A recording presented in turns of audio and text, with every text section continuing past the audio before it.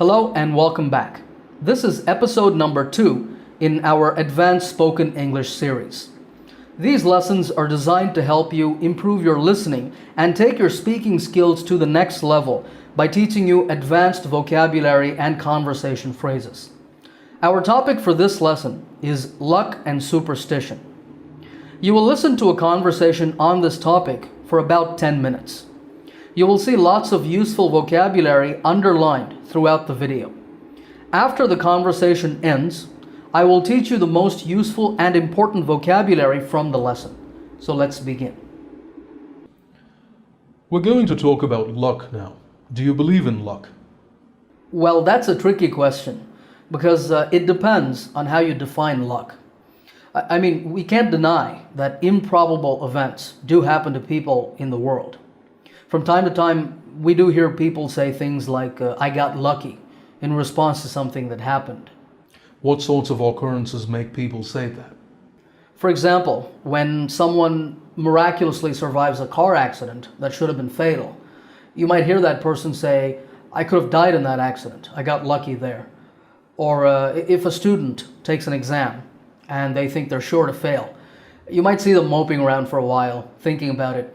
But then they get their result and find out that they passed. They might say that they got lucky. So is luck about managing to avoid something negative? Well, that's one side of it. The other side of that coin is obviously when something positive happens, when someone makes a gain.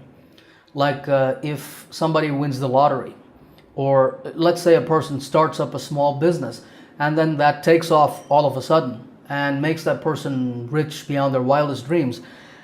Even if that entrepreneur, him or herself, believes that all that success was a result of their own hard work, other people looking on from the outside might say that luck must have been involved. Because how can somebody get so rich so quickly? It must have been luck. And the opposite of this is obviously when something negative happens in the place of a positive result that was expected. Then that person would consider themselves unlucky. How would you define luck? I think there are two ways to define it. One is to say that sometimes certain events happen in people's lives that don't conform to our expectations.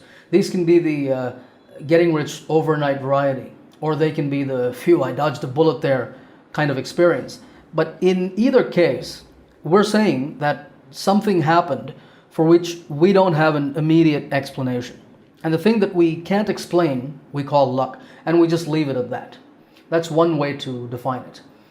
The other way to define it is when an event happens that seems improbable, to say that something supernatural must have had a hand in bringing that about.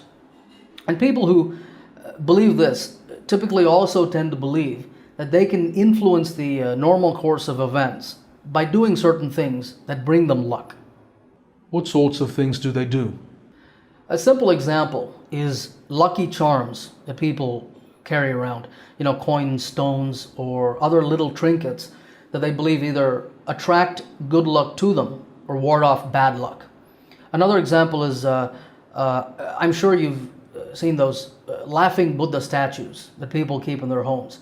I get that some people might keep them for decorative reasons, but there's also the belief that if you put them in strategic locations around your home, they will attract wealth into your home. These are some examples.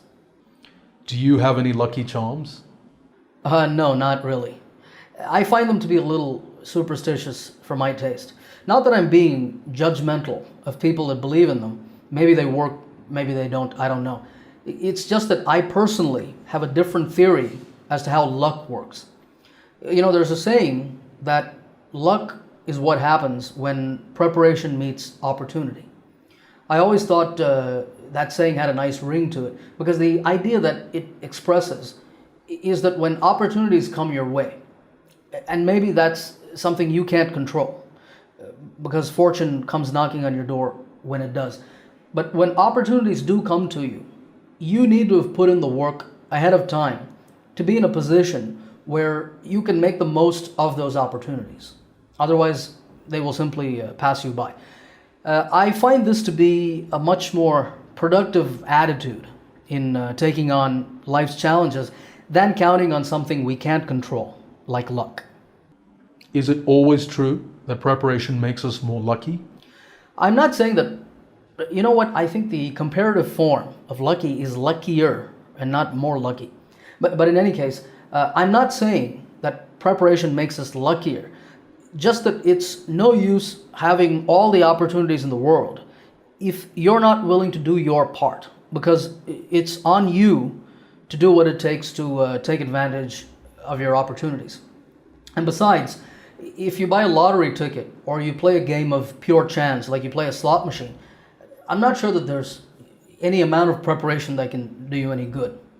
And since we're talking about preparation, it's quite common for a lot of successful people, like businessmen or sports people, who we know must have gotten to where they are by virtue of their own hard work and dedication. It's quite common to hear them attribute their success in good part to luck by saying that they happened to be in the right place at the right time to have the opportunities that they did. You mentioned sports people. Do you think luck is important in sport? No, I don't believe so. In fact, sports are an area where we see most clearly the importance of preparation as opposed to luck. In pretty much any sport, whether it's an individual or team sport, the outcome of the contest is almost always determined by which side is the better prepared. The better prepared player or team is the one that comes out victorious. I don't think luck has very much to do with it. I mean, sure, it's true that some people just happen to be born gifted athletes, so maybe there's some element of chance involved there, but I don't think luck has any role to play in the competitive aspect of sport. Although I have heard that plenty of successful athletes are apparently highly superstitious. Why? What do they do? I've heard that many of them have like a particular piece of clothing, like a lucky pair of shorts or socks, that they wear to every single game or match that they play. Some athletes apparently perform certain rituals or have to eat a certain piece of food or listen to a particular song before they step out onto the playing field every single time. And they don't believe that they can go out and perform to the best of their ability unless they do that thing. Why do you think they believe that? Well, most likely because they must have done something once as a matter of course prior to a game and then subsequently had a good performance. So they come to associate their success with the thing that they did. Like if I'm an athlete and I don't particularly listen to music as part of my preparation for a game, but one time I just happened to listen to a certain song in the locker room, and then for whatever reason I go out and hit it out of the park, I'm going to think that listening to the song had to have something to do with my performance, because that's the thing that stands out. That's the only thing I did differently from what I usually do. So from now on, I'm going to make sure to always listen to that lucky song before every game. And so over time, that evolves into a ritual that the athlete just can't do without. So these are just superstitions?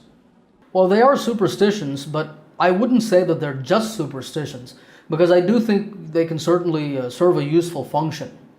If an athlete gets into the habit of doing a particular ritual before every match or game, then that can help them to get in the right frame of mind. It can help calm their nerves by reminding them that they're on familiar territory. There's nothing to fear. They've done this before. Even if it doesn't do anything to contribute directly to what happens on the field, it can give them a boost of confidence. So it's not useless. Okay. What can you say in conclusion? In conclusion, I would like to reiterate that the goddess of luck can be capricious, and that we are better served relying on what we can control instead, and that is our own effort and application. And that is what allows us to capitalize on the opportunities that life brings us. Thank you very much. Thank you. Okay, that is the end of the conversation. Let's now go on and learn some useful vocabulary from the conversation. Okay, here we are. After you finish watching the lesson, you can go and download this document from the link in the description. Along with the vocabulary that you see here, the document will also contain the complete transcript of the conversation that you heard. Okay, number 1 is from time to time. This expression means occasionally. Here's the sentence from the conversation. From time to time, we do hear people say things like, I got lucky. That is, occasionally, we hear people say these kinds of things. Number 2 is improbable. This word means not likely to happen. That is, the likelihood or the probability of an event happening are very low, so we don't expect it to happen. We can't deny that improbable events do happen to people in the world. That is, we can't deny that some events happen in people's lives that are unexpected. Okay, number 3 is miraculous. Miraculous means very surprising, like a miracle. A miracle is basically an act of God.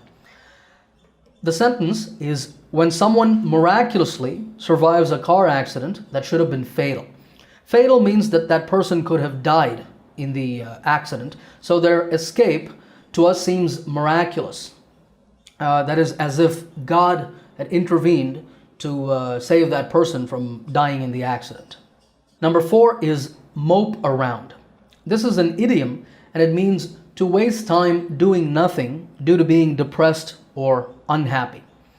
In the conversation, we saw this sentence in the context of a student who thought that he or she was going to fail an exam. You might see them moping around for a while thinking about it. That is, because they fear that they're going to fail the exam, that student is seen moping around. That is, they appear depressed, lacking energy, not being interested in anything. Okay, let's move on to number 5. Number 5 is take off. Now, in this use, take off is not related to airplanes. It means to suddenly become very successful. Someone starts up a small business and then that takes off. That is, that business becomes very successful and makes that person rich beyond their wildest dreams. Beyond their wildest dreams is number 6, and it means to succeed in an unexpected way. That is, we're saying that that small business in an unexpected way becomes successful. That is, it takes off and makes that person rich in a way that even that person may not have imagined or dreamt. That's why it makes that person rich beyond their wildest dreams. Okay, number 7 is dodge a bullet. Dodge a bullet means to narrowly escape a dangerous situation. Think of this idiom like what you might see in an action movie where a bad guy shoots a gun at a hero, but then the hero moves away, just in time to avoid getting hit with that bullet. The example or the sentence from the conversation is these meaning lucky events, right? These can be the getting rich overnight variety. That's one kind of lucky event. Or they can be the phew, I dodged a bullet there kind of experience. That is the kind of experience where someone manages to narrowly avoid some negative results. Okay, number 8 is to have a hand in. This means to be involved in creating something. When an event happens that seems improbable, to say that something supernatural must have had a hand in bringing that about. To bring something about means to cause something. So we're saying here that one way of defining luck is to say that something supernatural must have been involved in. That's what we mean by had a hand. I should make this bold as well. So to say that something supernatural must have had a hand in bringing that about, must have been involved in causing that to happen. Okay, number 9 is judgmental, and you see that there are 2 spellings here of judgmental. One with an E between the G and the M, and one without that E. This is the American spelling, and this is the one with the E is the British spelling. The word judgmental means criticizing people unnecessarily or too quickly. Not that I'm being judgmental of people that believe in lucky charms. I'm saying I'm only expressing my own preference. I'm not being critical. I'm not criticizing people who believe in them. Okay, number 10 is make the most of. To make the most of something means to use something as much as possible. When opportunities do come to you, you need to have put in the work ahead of time, and ahead of time means in advance. So you need to have put in the work in advance to be in a position where you can make the most of those opportunities, where you can use the opportunities that come to you as much as possible. Okay, number 11 is count on. To count on means to depend on or to rely on. I find this to be a much more productive attitude in taking on life's challenges than counting on something we can't control like luck. That is, I don't want to rely on something like luck, which I can't control. Instead, I want to rely on my own effort and my own hard work. Number 12 is by virtue of. By virtue of means as a result of. Businessmen or sports people who we know must have gotten to where they are. That is, we know that most of these people are in the place that they are as successful as they are by virtue of their own hard work and dedication. That is, as a result of their own hard work and dedication rather than luck. Okay, number 13 is pretty much. Pretty much means almost entirely. In pretty much any sport, whether it's an individual or team sport, and I went on to say that it's the better prepared side that usually comes out victorious. So what I'm saying is in almost any sport, it's the better prepared side that wins. Okay, number 14 is as a matter of course. As a matter of course means as part of a routine or normal procedure. The question in the conversation was why sports people tend to be superstitious. And the answer is most likely because they must have done something once as a matter of course, just as part of their routine without really thinking about it, prior to a game, and then subsequently had a good performance. All right, on to our last 3 items. Number 16 is frame of mind. This means mood or mindset. If an athlete gets into the habit of doing a particular ritual before every match or game, then that can help them to get in the right frame of mind. That is, that can help them to get in the right mood or mindset to go out there and perform to the best of their ability. Number 17 is capricious. Capricious. Capricious means changing one's mind often and unexpectedly. A person who is capricious is unpredictable. The goddess of luck can be capricious. That is, the goddess of luck is unpredictable. We cannot say when she will knock on our door, when she will grace us with her blessing. So my idea there was we shouldn't rely on luck. Instead, we should focus on our own hard work. The expression capitalize on means to use a situation for your benefit. And that here means effort and hard work and preparedness. That is what allows us to capitalize on the opportunities that life brings us. It's by way of being prepared that we are able to use our opportunities to improve our lot in life. Okay, that brings us to the end of this lesson. I suggest that you now go back and re-listen to that conversation, because now you will notice all of this vocabulary that you've now learned. When it comes up in the conversation, your ears will perk up and notice them. And you'll also see that there are more words and phrases that are underlined that I have not covered here beyond these 18 items. And so I invite you to go and if there's any words or phrases that you come across in the conversation that you don't understand, go and Google them, go and look them up in a dictionary. That will really help you to maximize the amount of learning that you get from this lesson. All right, if you like this video, give it a thumbs up by hitting the like button. Also remember to subscribe to this channel if you haven't done so already. As always, happy learning, and I will see you in the next advanced spoken English lesson soon.